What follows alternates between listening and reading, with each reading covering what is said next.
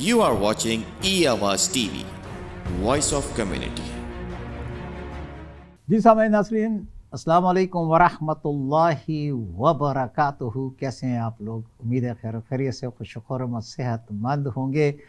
ایک اور segment of چلو رب کی طرف میں آپ تمام کو ویلکم کرتا ہوں۔ ہمیشہ کی طرح میرے ساتھ آج بھی تشریف فرما ہوں گے میرے استاد محترم جناب ڈاکٹر سمیع اللہ ملک صاحب۔ سامعین ناظرین، آپ کو یاد ہوگا پچھلے پروگرام میں ڈاکٹر صاحب نے ہمیں سورہ الفلق اور سورہ الناس کے بارے میں بتایا تھا۔ آج ہم ڈاکٹر صاحب سے سیکھیں گے القرآن کی 112ویں سورہ الاخلاص کے بارے میں۔ بتائیں گے تو ڈاکٹر صاحب، یہ سورہ ہمارا عقیدہ بتاتا ہے ہمیں۔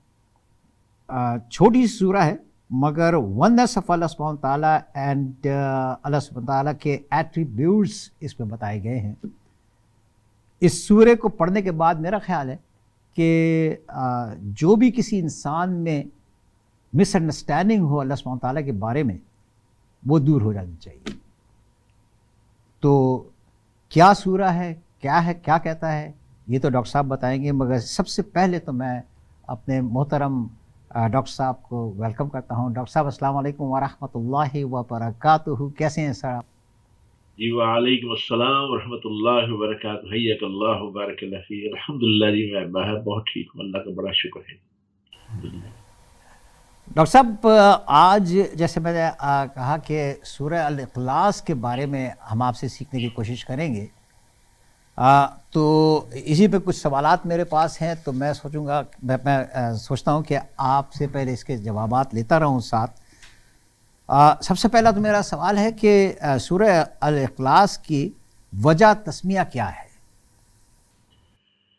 اعوذ باللہ السمیع العلیم من الشیطان الرجیم، بسم اللہ الرحمن الرحیم۔ قل هو اللہ احد اللہ الصمد لم یلد ولم یولد ولم یکن لہ کفوا احد، صدق اللہ العلی العظیم۔ رب اشرح لی صدری یسر لی امری احلل عقدۃ من لسانی یفقہوا قولی، ربنا تقبل منا انک انت السمیع العلیم، آمین یا رب العالمین۔ کروڑوں حمد و ثنا اللہ تعالیٰ کی ذات گرامی پر، اور کروڑوں درود خاتم النبیین صلی اللہ علیہ وسلم کی ذات گرامی پر۔ ابھی جو میں نے سورہ اخلاص کے بارے میں پوچھا ہے وجہ تسمیہ، میں نے سورہ اخلاص ہی آپ کے سامنے پڑھ دی۔ اس کا معنی یہ ہے کہ کہو کہ وہ اللہ ایک ہے، اللہ بے نیاز ہے، نہ اس کی کوئی اولاد ہے، نہ کسی کی اولاد ہے، نہ کوئی اس کا ہمسر ہے، اس جیسا ہے۔ یہ سورہ مکہ میں نازل ہوئی، اور آپ نے صحیح فرمایا 112ویں سورت ہے قرآن میں ترتیب کے لحاظ سے۔ اس کی 4 آیتیں اور 15 کلمے ہیں اور 47 حروف ہیں۔ اس سورہ کا موضوع خالصتاً توحید ہے، اور اس کا مقصد بھی اللہ تعالیٰ کی ذات عالی کی معرفت ہے۔ اس کی وجہ تسمیہ یہ ہے جو آپ نے پوچھا ہے کہ اس کو سورہ اخلاص اس وجہ سے کہتے ہیں، یہ سورہ مسلمانوں کے دلوں کو حق کی معرفت کے لیے خالص کرتی ہے، اور اللہ تعالیٰ کی ذات اور صفات کی پہچان کرانے میں مددگار ثابت ہوتی ہے۔ الاخلاص اس سورہ کا محض نام ہی نہیں ہے، بلکہ اس کے مضمون کا عنوان بھی ہے، کیونکہ اس میں خالصاً توحید بیان کی گئی ہے۔ قرآن مجید کی دوسری صورتوں میں تو بالعموم کسی دوسرے لفظ کو ان کا نام قرار دیا گیا ہے یا اشارتاً بتایا گیا ہے جو ان میں وارد بھی ہوا، ان صورتوں میں وارد ہوا ہے۔ جیسے سورہ قیامہ ہے، اس میں قیامت کا ذکر ہے، سورہ بقرہ اس میں بقرہ کا ذکر ہے، اس طرح تمام صورتوں میں سورہ رحمان اس میں رحمان کا ذکر ہے، لیکن اس میں اخلاص لفظ آیا نہیں، لیکن عنوان اس کا وہی ہے۔ لیکن اس سورہ میں لفظ اخلاص کہیں وارد نہیں ہوا ہے، جس نے کیا اس کو یہ نام اس کے معنی کے لحاظ سے دیا گیا ہے۔ یہ ہے سورہ اخلاص کا جو وجہ تسمیہ ہے۔ ڈاکٹر صاحب، ساتھ ساتھ ہمیں سورہ اخلاص کی شان نزول اور تاریخی پس منظر کی وضاحت بھی کر دیں۔ جی ہاں، یہ بڑی خصوصا آپ نے بات فرمائی، کیونکہ ہمیں ہر قرآن کی سورت پڑھنے سے اس کی شان نزول اور تاریخی پس منظر دیکھنا ضروری ہوتا ہے۔ اس سورت کے نازل ہونے کا سبب یہ تھا کہ کافروں کے سرداروں کے گروہ نے آپ صلی اللہ علیہ وسلم کے حضور میں آ کر سوال کیا کہ آپ ہمارے خداؤں کو برا کہتے ہیں، ان کی عاجزی اور نعت توانی بیان کرتے ہیں، طرح طرح کے عیوب ان میں بتلاتے ہیں، تو ہمیں یہ بتائیں کہ آپ کا خدا کیا صفت رکھتا ہے، اس کی صفات کیا ہے، وہ کس چیز سے پیدا ہوا ہے، اور اس سے کیا چیز پیدا ہوئی ہے، اصل اور فرو اس کی کیا ہے۔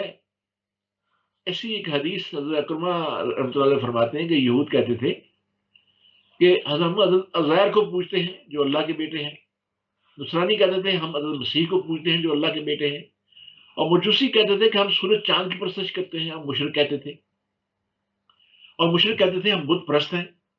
تو اللہ تعالیٰ نے اس روز تاریخ ہے نبی تم کہہ دو کہ ہمارا معبود تو اللہ تعالیٰ ہے جو واحد اور احد ہے، جس جیسا کوئی نہیں، جس کا کوئی وزیر نہیں، کوئی اس کا اسسٹنٹ نہیں، جس کا کوئی شریک نہیں، جس کا کوئی ہمسر نہیں ہے، جس کا کوئی ہم جنس نہیں ہے، جس کے برابر اور کوئی نہیں ہے، جس کے سوا کسی میں الوہیت نہیں ہے۔ اس لفظ کا اطلاق صرف اسی کی ذات پاک پر ہوتا ہے، وہ اپنی صفتوں میں اور اپنے حکمت بڑے کاموں میں یکتا اور بے نظیر ہے۔ وہ صمد ہے، یعنی ساری مخلوق اس کی محتاج ہے، اور وہ سب سے بے نیاز ہے۔ اس طرح حضرت ابن عباس رضی اللہ عنہ سے مروی ہے کہ صمد وہ ہے جو اپنی سرداری میں، اپنی شرافت میں، اپنی بندگی اور عظمت میں، اپنے علم و عمل میں، اپنے حکمت میں، تدبیر اور تدبر میں سب سے بڑا۔ یہ صرف اللہ تعالیٰ جل شانہ میں پائی جاتی ہیں، اس کا ہمسر اور جیسا کوئی اور ہے ہی نہیں۔ وہ اللہ سبحانہ تعالیٰ سب پر غالب ہے اور اپنی ذات و صفات میں یکتا اور بے نظیر ہے۔ تو اس سمت کے یہ معنی بھی کیے گئے ہیں کہ جو تمام مخلوق کے تمام مخلوق جو ہے وہ فنا ہونے والی ہے، لیکن اللہ کی ذات فنا ہونے والی نہیں ہے۔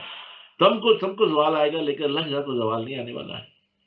حضرت انس رضی اللہ تعالیٰ عنہ سے روایت ہے کہ وہ فرمایا کرتے تھے کہ حضرت نبی کریم صلی اللہ علیہ وسلم کی خدمت میں خیبر کے یہودی آئے اور اس کیا کہ اے ابو القاسم، اللہ تعالیٰ نے فرشتوں کو تو نور حجاب سے پیدا کیا، آدم علیہ السلام کو کالی بدبودار مٹی سے، اور ابلیس کو آگ کے شعلے سے، آسمان کو دھوئیں سے، اور زمین کو پانی کی جھاگ سے پیدا کیا۔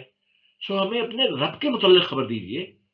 سو آپ علیہ السلام نے ابھی ان کو کوئی جواب نہیں عطا فرمایا کہ حضرت جبریل علیہ السلام سورہ اخلاص لے کر نازل ہو گئے۔ یہ اس کا تاریخی پس منظر ہے اور جو میں نے آپ کو سمجھ کیا۔ پھر یہ ہے کہ امام احمد نے حضرت انس رضی اللہ عنہ سے روایت کیا ہے کہ ایک شخص رسول اللہ کی خدمت میں حاضر ہوا، عرض کیا کہ مجھے اس سورہ یعنی اس کے اخلاص سے بڑی محبت ہے۔ تو آپ سے فرمایا کہ اس کی محبت نے تمہیں جنت میں داخل کر دیا۔ یہ صرف فضائل میں ہے شاید اس میں۔ اور ترمذی میں ہے کہ حضرت ابو ہریرہ رضی اللہ عنہ سے روایت کیا جاتا ہے کہ ایک مرتبہ رسول اللہ صلی اللہ علیہ وسلم نے لوگوں سے فرمایا کہ سب جمع ہو جاؤ، میں تمہیں 1/3 قرآن سناؤں گا۔ جو جمع ہو سکتے تھے وہ جمع ہو گئے۔ تو آپ صلی اللہ علیہ وسلم تشریف لائے اور کہا قل هو اللہ احد، پوری سورت پڑھی، اس کی قرات فرمائی اور ارشاد فرمایا کہ یہ سورہ 1/3 قرآن کے برابر ہے۔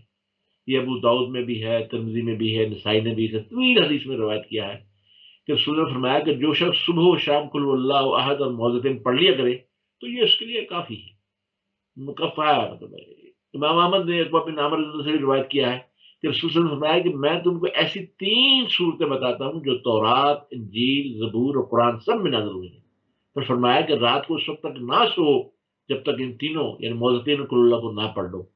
حضرت عتبہ کہتے ہیں کہ اس وقت سے میں نے کبھی ان کو چھوڑا نہیں۔ یہ اس کے فضائل میں بھی شامل۔ میں نے کہا آپ تاریخی پس منظر اس کا شان نزول بھی بتا دیا جائے۔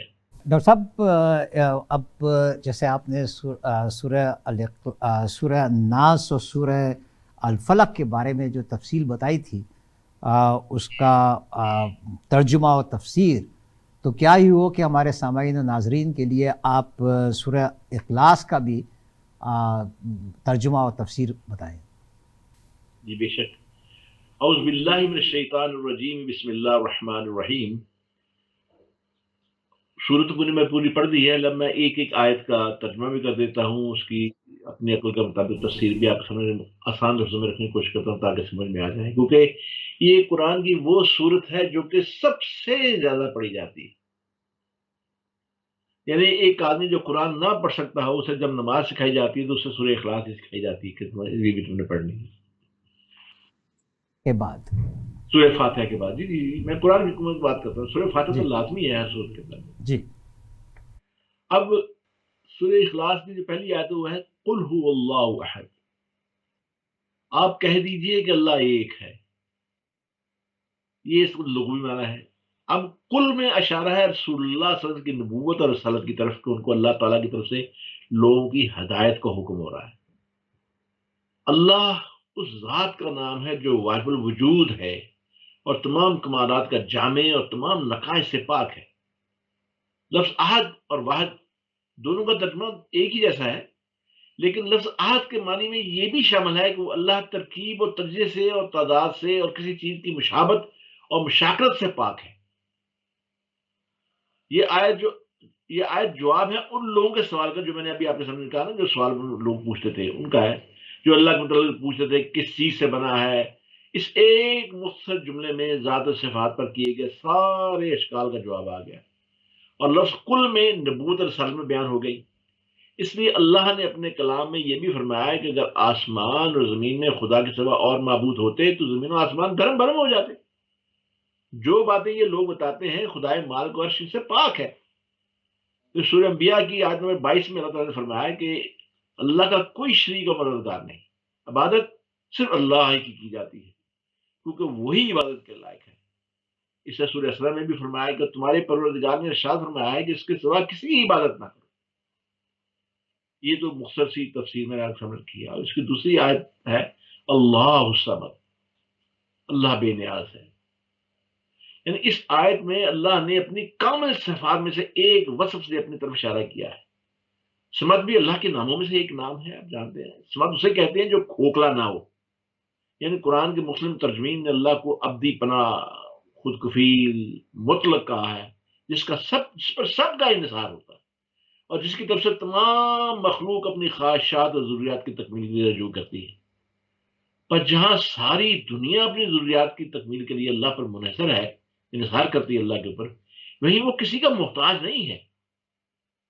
لفظ سمد کے بہت سے معنی ہیں، لیکن اصل میں سمد کے معنی ہے کہ جس کی طرف لوگ اپنی حاجات اور ضروریات میں رجوع کریں، اور جو بڑائی اور سرداری میں ایسا ہو کہ اس سے کوئی بڑا نہ ہو۔ یعنی خلاصہ یہ ہے کہ سب اس کے محتاج ہوں، کسی کا محتاج نہ ہو۔ سورہ نمل میں آیت نمبر 40 میں مذکور ہے نا کہ پروردگار بے پرواہ ہے اور کرم کرنے والا ہے۔ اب آئیے اخلاص کی تیسری صورت پہ، وہ ہے لم یلد ولم یولد۔ یہ بھی انہی سوالوں کا جواب ہے۔ وہ پوچھ رہے کہ ان کا پالن، ان کا اللہ کو کس نے پیدا کیا، یا یعنی اس اللہ کی اولاد کون سی ہے؟ وہ کہتے ہیں نا یہ اللہ کے بیٹے ہیں۔ وہ کہتے ہیں عزیر کو بتایا کہ اللہ کا بیٹا ہے، عیسائی کہتے ہیں عیسیٰ علیہ السلام کہ یہ اللہ کا بیٹا ہے۔ تو اس کا یہ جواب آیا کہ نہ وہ کسی کا باپ ہے نہ کسی کا بیٹا ہے۔ یعنی اس آیت میں اس کا جواب دے دیا گیا ہے کہ اللہ پیدا نہیں ہوا، نہ ہی اس نے جنم دیا ہے۔ یعنی دوسرے لفظوں میں اس کی کوئی ابتدا نہیں۔ ازل اور ابد کے الفاظ بھائی صرف سمجھانے کے لیے ہے۔ اس کا اللہ کا نہ کوئی ازل ہے نہ ہی ابد ہے، اس کا کوئی خاتمہ نہیں ہے۔ اللہ ہر چیز کو پیدا کرنے والا ہے، لیکن اس سے کسی طاقت نے پیدا ہی نہیں کیا۔ کیا یہ حیران کن بات نہیں کہ یہ بالکل واضح ہے کہ اللہ حتمی طاقت ہے، ہر چیز سے بالا تر ہے۔ اور بہت سے مشرک اللہ کے ساتھ بیٹوں اور بیٹیوں کو بھی ناک شریک بناتے ہیں نا۔ آپ بتائیں وہ کفار کرتے ہیں یہ فرشتے جو ہے اللہ کی بیٹیاں ہیں، معاذ اللہ۔ ہم سورہ اخلاص کی اس خاص آیت میں اس سلسلے میں کسی بے یقینی کی کوئی گنجائش نہیں رہے گی۔ جیسے اللہ فرماتا ہے نا کہ بھی آسمانوں اور زمین کا پیدا کرنے والا وہ اللہ ہے، اس کے اولاد کہاں سے ہو، جبکہ اس کی بیوی ہی نہیں۔ اس نے ہر چیز کو پیدا کیا ہے اور وہ ہر چیز سے باخبر ہے۔ پھر سورہ اسراء میں بڑا کھل کے بتایا، کہو کہ سب تعریف خدا ہی کے لیے ہے جس نے نہ تو کسی کو بیٹا بنایا ہے نہ اس کی بادشاہ میں کوئی شریک ہے۔ یہ ان لوگوں کے لیے جو جواب ہے جنہوں نے اللہ تعالیٰ کے نسب نامہ کا سوال کیا تھا نا کہ اس کو مخلوق پر قیاس ہی نہیں کیا جا سکتا، جو توالد اور تناسل کے ذریعہ وجود میں آتی ہے، نہ وہ کسی کی اولاد ہے نہ کوئی اس کی اولاد ہے۔ یہ کھل کے اس کا جواب دے دیا گیا۔ یعنی یہی قرآن کا حسن ہے، اللہ کے کلام کا حسن ہے کہ وہ ایک چھوٹے فکرے میں بہت بڑا مجموعہ جو ہے جواب کا اس میں آ جاتا ہے۔ اب آیت نمبر 4 جو اس کی جو ہے سورہ اخلاص کی، وَلَمْ يَكُنْ لَهُ كُفُوًا أَحَدٌ، یہ بڑی زبردست آیت ہے۔ وَلَمْ يَكُنْ لَهُ كُفُوًا أَحَدٌ، یعنی اس کا کوئی ہمسر نہیں، اس کا اس جیسا کوئی نہیں، اس جیسا کوئی ہے ہی نہیں مطلب۔ ہاں جی، یہ بڑی یعنی آیت آخری آیت ہے اس سورت کی، لیکن یہ اس کا معنی بڑا بہت اس میں وقت نہیں کہ اس کا پورا جو ہے اس کا جواب دیا جا سکے، لیکن میں کوشش کرتا ہوں۔ لفظ کفو کے لفظی معنی ہے مثل اور مماثل کے، ریزیمبلنس جسے کہتے ہیں۔ معنی اس آیت کے یہ ہے کہ نہ تو کوئی اس کا مثل ہے نہ کوئی اس سے مشاکلت اور مشابہت رکھتا ہے۔ اس صورت میں مکمل توحید، ہر طرح کے شرک کی نفی ہے۔ اللہ کے ساتھ کسی کو شریک سمجھنے والے منکرین توحید کی دنیا میں مختلف اقسام ہوتی ہیں، آپ کو پتا ہے۔ سورہ اخلاص نے ہر طرح کے مشرکانہ خیالات کی نفی کر کے مکمل توحید کا سبق دیا ہے۔ کیونکہ منکرین توحید میں تو ایک گروہ تو خود اللہ کے وجود ہی کا منکر ہے، بعض وجود کے تو قائل ہیں مگر وجوب وجود کے منکر ہیں، بعض دونوں کے قائل ہیں مگر کمال صفات کے منکر ہیں، بعض یہ سب مانتے ہیں مگر پھر بھی یہ بات میں غیر اللہ کو شریک ٹھہراتے ہیں۔ ان سب خیالات باطلہ کا رد اللہ احد میں ہو گیا ہے۔ بعض لوگ عبادت میں بھی کسی کو شریک نہیں کرتے مگر حاجت روائی اور کارساز اللہ کے سوا کسی دوسرے کو سمجھتے ہیں۔ ان کے خیال کا ابطال لفظ سمت میں ہو گیا ہے، یعنی بعض لوگ اللہ کے لیے اولاد کے قائل ہیں، ان کا رد لم یلد میں ہو گیا ہے۔ اور اس صورت کی آخری آیت میں اعلان کیا گیا نا کہ اللہ کسی بھی مقابلے سے باہر ہے۔ دوسرے لفظوں میں یہ فطرت اور اوصاف میں اس کے مقابل کوئی چیز نہیں ہے، نہ پوری کائنات میں کوئی ہے، نہ کوئی کبھی تھا، نہ کبھی ہوگا، نہ کبھی ہو سکتا ہے جو اللہ کے برابر ہو۔ وہ ہر پہلو سے منفرد ہے۔ سورہ شورا میں ارشاد باری تعالیٰ نے کہ جیسا کوئی نہیں ہے، اس لیے اللہ تعالیٰ نے اس زمانے میں جیسے ہم نے ویا تسمیہ کے اندر چیزیں بتائی تھیں، اور اس کے بعد شان نزول میں جو بتایا تھا کہ جو یہودی آ کے پوچھتے تھے، کافروں کا ایک گروہ آیا تھا وہ پوچھتا تھا، تو اللہ تعالیٰ نے اس کا جو ہے اس صورت میں پورا کھل کے جواب دے دیا۔ جیسے میں نے آپ سے عرض کیا نا کہ وہ بات یہ ہوئی تھی کہ ابھی وہ جو سوال کر رہے تھے تو اللہ تعالیٰ اللہ تعالیٰ نے حضرت جبریل علیہ السلام آ گئے، اور جبریل علیہ السلام نے آ کے جو ہے وہ پوری صورت نازل ہو گئی، یعنی گویا یہ فوری طور پہ فی البدیع جواب آ گیا سب کا اللہ تعالیٰ کی طرف سے، جو کہ رسول اللہ صلی اللہ علیہ وسلم کی زبانی جو ہے ان کو دیا گیا۔ ڈاکٹر صاحب اس کا جس طریقے سے آپ نے سمجھایا ہمیں، اس کے بعد تو میں سمجھتا ہوں کہ دنیا کو بلکہ خاص الخاص جو ہمارے مسلمان لوگ ہیں، ہمیں بھی سمجھ آنا چاہیے کہ اللہ سبحانہ تعالیٰ کے علاوہ تو کسی اور سے مانگنا ہی کوئی وجہ ہی نہیں ہے اس کی۔ مجھے یہ میں دیکھیے میں آپ سے عرض کرتا ہوں، میرے یہاں پہ ایک ایتھیسٹ تھے، مطلب وہ یعنی پڑھے لکھے لوگ بھی ایتھیسٹ بن جاتے ہیں، تو ہم یہاں پارلیمنٹ میں بیٹھے ہوئے تھے، تو یہاں پارلیمنٹ بڑے پلرز وغیرہ بنے ہوئے سب کچھ تھا۔ میں نے اس سے پوچھا، میں نے کہا یہ بتاؤ یہ پلرز کیوں لگے ہوئے ہیں؟ مجھے چھت کو روکا ہوا ہے، چھت ہمارے سر پہ جو چھت ہے کھڑی رکھی ہے، چھت میں نے تو چھت ہمارے سر پہ گر جائے گی، بالکل۔ تو میں نے کہا یار آسمان کے نیچے کوئی پلر ہے؟ کوئی اتنا بڑا آسمان ہے، اس کو پلر کہیں نظر آتا ہے؟ کوئی پلر ہو بتاؤ ذرا، تو یہ کون ہے اس کا بنانے والا؟ میں نے کہا میں تم سے اگر پوچھوں گا اس پارلیمنٹ کی عمارت کا بنانے والا کون ہے تو تم فوری طور پہ مجھے انسائکلوپیڈیا سے بتا دو گے، فلاں فلاں تاریخ کو یہ بنی، فلاں فلاں لوگ، اس میں اتنے پیسے خرچ ہوئے، پوری ڈیٹیل تم بتا دو گے۔ ٹھیک ہے، کو بنانے والا تو ہے نا آخر بالآخر اس کا۔ کسی گاڑی کے بارے میں پوچھوں گا تم بتاؤ گے اس کے انجینئرز کون ہیں، اس پہلی گاڑی کیسی بنی، کس نے بنائی۔ کسی چیز کے بارے میں پوچھو، کسی چیز کو ہاتھ میں لے لو، ہر چیز کا بنانے والا کوئی نہ کوئی ہے۔ تو یار تمہیں اور مجھے اور اس دنیا کو بنانے والا تو کوئی ہے نا۔ واللہ الخالق الباری المصور له الاسماء الحسنى یسبح له ما فی السماوات والارض وهو العزیز الحکیم۔ ہم مصور ہیں اپنے رب کے، یعنی ہم مصور خدا ہے، ہم اس کی تصویر ہے بنائی ہوئی، اس کا شاہکار ہے۔ میرا رب مصور ہے، اس کی صفات میں مصور ہے، اس نے بہترین تخلیق، لقد خلقنا الانسان فی احسن تقویم، میں نے انسان کو بہترین موڈ میں بنایا ہے۔ پھر میں نے پہلے بھی اپنی آیت میں جو قرآن کی تفسیر اس میں بتایا کہ اللہ تعالیٰ نے جو انسان کو بنایا ہے، اسے حواس خمسہ کو دیکھ لیجیے آپ، حواس خمسہ پہ غور کریں تو آپ کو یقین آنا چاہیے کہ یہ آنکھ جو ہے اتنی بینا نہیں ہے، اتنی میگنیفائڈ نہیں ہے کہ پانی یا کوئی چیزیں پینے لگے تو اس کے اندر کروڑوں جراثیم ہمیں نظر آئے، پانی پی نہ سکے۔ اتنے کم بھی نہیں ہے کہ اس میں کوئی چیز تیر رہی ہو تو ہم اسے دیکھ نہ سکے۔ اور ہماری قوت شامہ، سونے کی قوت جو ہے وہ اتنی نہیں ہے کہ پورے لندن کا جو بیڈ اسمیل ہو میرے ناک میں جائے اور میں پاگل ہو جاؤں میں، اور اتنی کم بھی نہیں ہے کہ میں گرد و پیش کو دیکھ نہ سکوں، پتہ نہ مجھے احساس نہ ہو۔ یہی میری کانوں کی سماعت کا ہے۔ ایسا ہی نہیں ہے سماعت کے پورے لندن کا شور جو ہے میرے کانوں میں جائے میرا دماغ پھاڑ کے رکھ دے، اور ایسے کم بھی نہیں ہے کہ میں گرد و پیش کا جو ہے اس جائزہ لے سکوں۔ پھر دور نہ جائیں، یہ زبان دیکھیں گوشت کا ٹکڑا کیسا لٹمس ہے، یہ سائنس یہ بتاتی ہے کہ یعنی کئی ہزار چیزوں کا یک وقت یہ ٹیسٹ آپ کو بتاتی ہے۔ آپ ابھی چھوٹی سی چٹکی چینی کی لیں، شیرے کی لیں یا میٹھا کو بھی لیں، آپ زبان پہ رکھیں، آپ کو بتائے گا یہ میٹھا ہے۔ فوراً اس کے بعد کوئی نمک کی لیں بتائے گی، پھر آپ کو مسالے کی لیں، کوئی بھی چیز لیں آپ، یہ فوراً آپ کو بتائے گی. مٹی کا بھی آپ کو بتائے گی، حالانکہ مٹی آپ روز کھاتے نہیں ہیں، لیکن مٹی اس کا بھی آپ کو بتائے گی. مطلب ہے یہ کون ہے بنانے والا؟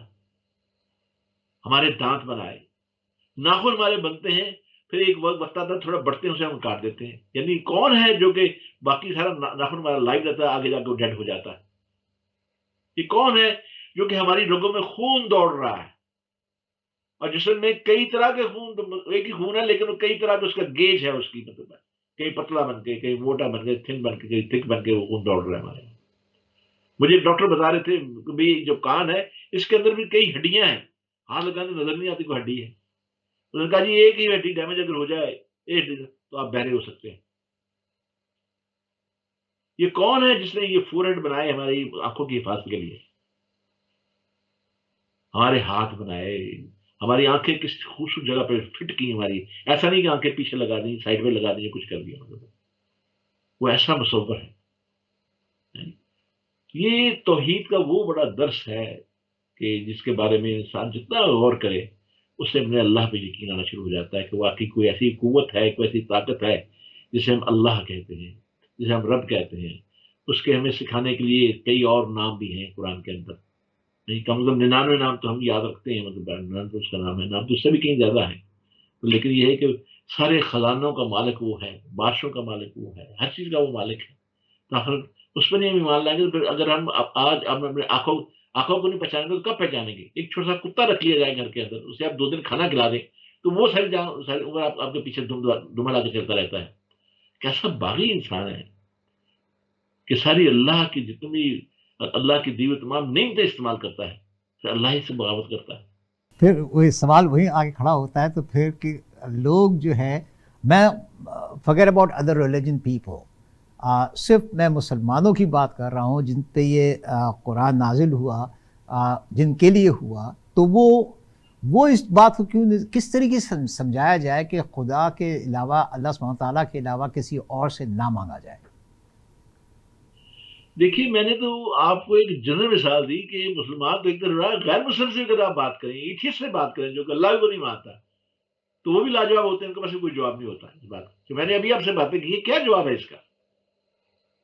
ہٹ کرنی یا ضد کرنی وہ ایک الگ بات ہے، لیکن یہ ہے کہ اس کا جواب تو کوئی نہیں. ڈاکٹر صاحب سورہ اخلاص پہ واپس آتے ہیں. سورہ اخلاص کو قرآن کا ایک تہائی کہا جاتا ہے، اور اگر 3 مرتبہ سورہ اخلاص کو ہم پڑھیں تو یہ ایسے ایسے کہ پورے قرآن کا ثواب ملتا ہے ہمیں. تو اس کی ذرا تفصیل بتائیں گے؟ یہ بڑا زبردست سوال کیا ہے لوگوں نے، بڑا شارٹ کٹ ڈھونڈا ہوا ہے مسلمانوں نے. تہائی کا مطلب یہ ہے کہ دیکھیے ہمارا جو پورا قرآن ہے اس کے 3 موضوع ہیں سارے قرآن کے: توحید، رسالت اور آخرت. یہ 3 اس کے موضوع ہیں سارے قرآن کے. باقی قصص بیان کیے گئے ہیں، جب یہودی یا غیر مسلم یا مشرک سوال پوچھتے تھے تو اس کے جواب وہی آتی تھی، اس کے جوابات دیے جاتے تھے، لیکن موضوع 3 ہی ہیں اس قرآن کے. اب ایک موضوع کو توحید ہے، اس لیے کہا جاتا ہے کہ مطلب 1/3 حصہ توحید ہے. اس لیے لوگ سمجھتے ہیں کہ 1/3 پڑھ لیا تو اسے بار بار پڑھا جائے مطلب تو پھر پورے قرآن کا ثواب ہو جاتا ہے. یہ شارٹ کٹ نہیں ڈھونڈنا چاہیے ہمیں. اگر ہم نے یہی کر لیا باقی قرآن کو کون پڑھے گا؟ قرآن صحیح احادیث ہیں نا، البخاری میں بھی ہے، نسائی میں بھی ہے. حضور اکرم صلی اللہ علیہ وسلم کسی بخاری کی حدیث میں نسائی میں یہ نہیں لکھا کہ صرف 3 دفعہ پڑھنے تو ایک قرآن کا ثواب ہوتا ہے. ایک تہائی کہا گیا ہے. تہائی کی میں آپ کے سامنے تشریح کر رہا ہوں. تہائی کے بارے یہ ہے کہ قرآن کے کوئی 3 ہی موضوع ہیں قرآن کے. قرآن کا ایک توحید ہے، سب سے بڑا ٹاپک توحید ہے. پھر رسالت ہے، رسول اللہ صلی اللہ علیہ وسلم پہ ایمان لانا اور نبی ماننا. تیسرا آخرت ہے کہ ہمیں اس دنیا میں جو کچھ کرنا ہے اس کے بعد ہمیں اللہ کے پاس جانا ہے. یہ 3 بڑے موضوع ہیں ہمارے ایمان کا حصہ ہے. ایک حصہ کیونکہ ایک تہائی کیونکہ توحید ہے، اس لیے یہ تہائی کہا گیا ہے. یہ کیونکہ توحید کا ایک تہائی ہے قرآن کے اندر. مطلب تو یہ ہے معاملہ. آپ مجھے بتا دیجیے، کسی ریفرنس دے دیجیے گا کسی میں لکھا ہو کہ بھی 3 دفعہ پڑھنے سے مطلب قرآن کا مطلب پورے قرآن کا ثواب ملتا ہے. باقی تو اللہ ثواب دینے والا ہے، بندہ کون ہوتا ہے؟ میں آپ کون ہوتے ہیں ثواب کا تعین کرنے والے؟ اللہ چاہے جتنا مرضی ثواب دے. لیکن میں آپ کو ایک بتانا چاہتا ہوں، اس طرح شارٹ کٹ راستہ نہیں ڈھونڈنا چاہیے کہ باقی قرآن پھر کون پڑھے گا؟ پھر تو ہم ہر روز باقی قرآن کو اگنور ہی کر دیں گے ہم. ٹھیک فرمایا سر آپ نے، ایک دم ٹھیک فرمایا. جو پچھلے ہفتے جو ہم نے سورہ الناس اور سورہ الفلق پڑھا تھا اس میں بھی قل کا ذکر تھا، اور اس سورہ کے شروع میں بھی قل هو اللہ احد کہا. ذرا قل قالو قلتم قالا، ٹائم ہمارے پاس بہت کم رہ گیا ہے، تو ذرا کچھ اس کے بارے میں کچھ بتائیں. 4 صورت میں ویسے تو 30ویں پارے میں 4 صورتیں جو قل سے شروع ہوتی ہیں. قل یا ایھا الکافرون ہے، قل هو اللہ احد ہے، قل اعوذ برب الفلق ہے، قل اعوذ برب الناس ہے. یہ دراصل اللہ تعالیٰ کلام کر رہے ہیں، اپنے نبی سے کہہ رہے ہیں. ویسے تو قرآن میں کئی جگہ کل کہا گیا ہے، لیکن یہ میں اس کی بات کروں، یہ صورتیں جو ہیں ان میں کہا گیا ہے کہ ان کو کل مطلب یہ تو قرآن میں ایک جگہ یہ بھی ہے، قل ان صلاتی و نسکی و محیای و مماتی للہ رب العالمین. کہہ دو کہ بے شک میری نماز، میرا مرنا، میرا جینا، میری قربانی، میرا مرنا، میرا جینا سب کچھ اللہ کے لیے ہے. یعنی ہم اپنے آپ کو تج کر دیتے، ہر چیز اپنی تج کر دیتے ہیں کہ اللہ ہی کے لیے ہے ہر چیز کو. اب آپ یہ دیکھیے نا کہ میں اکثر اپنے دوستوں سے کہتا ہوں کہ ہم ہر آدمی کی خواہش ہے وہ جنت میں جائے، اور جنت میں اعلیٰ جنت میں جائے. جنت کے بھی درجات ہیں، اعلیٰ جنت میں جائے. ہم تو معمولی جنت میں چلے جائیں گے تو انشاءاللہ اللہ تعالیٰ کریم ہے کر دیں گے. لیکن میں آپ سے عرض کرنے لگا ہوں، مجھے کبھی یہ میں نے کہا کبھی آپ نے سوچا کہ جنت جانے کے لیے مرنا پڑتا ہے؟ مطلب مریں گے تو پھر جنت میں جائیں گے نا. یہ دنیا کی جنت تو دھوکہ ہے. جنت اگر اصلی جنت میں جانا ہے تو وہ تو مرنے کے بعد ملے گی. اور مرنے جنت میں جانے کے لیے بھی کچھ دیکھیں نا. اگر میں برطانیہ آیا ہوں تو مجھے برطانیہ کا ویزا ایسا تو نہیں مل گیا. میں نے پورے قاعدے قانون کے پورے کیے، اس کے بعد میں یہاں آیا. میں آپ کے پاس کینیڈا آیا ہوا تھا، میں نے کینیڈا کے لیے مطلب پورے قاعدے قانون پورے کیے. میں نے جہاز کا ٹکٹ خریدا. ایسا نہیں میں اللہ سے یہاں بیٹھ کے میں تصویر کرنی شروع کر دی مجھے کینیڈا پہنچا دیا جائے، کینیڈا میں پہنچ جاؤ، کینیڈا تو میں فوراً آپ کے پاس چلا گیا. قانون قاعدے ہیں نا، ذرا کو عملاً قانون قاعدہ کرنا پڑتا ہے، اس کو کرنا پڑتا ہے. تو جنت کیا اتنا جنت جانا کیا اتنا آسان ہے؟ لوگ آسان سمجھتے ہیں مسلمان ہونا. جنت جانا کوئی اتنا آسان ہے؟ کوئی بھی آدمی اللہ تعالیٰ کے کرم کے بغیر، رحم کے بغیر جنت میں داخل نہیں ہو سکتا. انہوں نے پوچھا رسول اللہ صلی اللہ علیہ وسلم آپ بھی؟ انہوں نے کہا ہاں میں بھی. آپ یہ دیکھیں کہ یعنی یہ کوئی معمولی بات نہیں ہے. لیکن اللہ کریم ہے، اللہ رحیم ہے. جیسے میں نے کئی دفعہ عرض کیا کہ ہم روز پڑھتے ہیں بسم اللہ الرحمن الرحیم، رحمان الرحیم. رحمان مبالغے کا صیغہ ہے، بہت مبالغ، اتنا یعنی ہماری سوچ و سمجھ سے زیادہ رحم کرنے والا. اور رحیم وہ ہے کہ جس سے نہ مانگا جائے اسے غصہ آئے. کیا عجیب صفت ہے، سبحان اللہ. یہ اللہ ہی کی صفت ہو سکتی ہے، یہ اللہ ہی کر سکتے ہیں ایسے. مطلب تو اس لیے یہ چیزیں جو ہے نا آپ کے سامنے کل جو ہے آپ نے بات کریں، کل مطلب یہ مخاطب کیا جاتا ہے، اس میں رسالت بھی ثابت ہوتی ہے کہ اللہ تعالیٰ جو ہے کس کو مخاطب کر رہے ہیں؟ اپنے نبی کو مخاطب کر رہے ہیں. تو گویا نبی کا وجود ثابت ہوتا ہے، یہاں پہ نبی سے مخاطب کیا جا رہا ہے. میں تو چاہ رہا تھا آپ کو قل قالو قلتم قالا اس کا ساروں کا جواب بتائیں مجھے آپ، مگر وقت کی کمی کی وجہ سے ہم آج اس کو آگے نہیں لے کے بڑھ سکیں گے. انشاءاللہ تعالیٰ اگلے ہفتے پھر آپ سے ملاقات ہوگی اور کسی ایک اور سورہ. نیکسٹ ویک کون سا کر رہے ہیں ڈاکٹر صاحب ہم؟ سورہ الکافرون. یہ سورہ کافرون بھی ہے، جو بھی آپ حکم کریں گے انشاءاللہ. انشاءاللہ طالب علم ہے، جیسے بھی آپ کہیں گے. بہت بہت شکریہ ڈاکٹر صاحب آپ کا، بڑی مہربانی آپ کی، بہت کچھ سیکھنے کو ملتا ہے. اور انشاءاللہ تعالیٰ اگلے ہفتے پھر آپ سے ملاقات ہوگی. اس وقت تک کے لیے اللہ حافظ. You are watching eAwaaz TV, Voice of Community.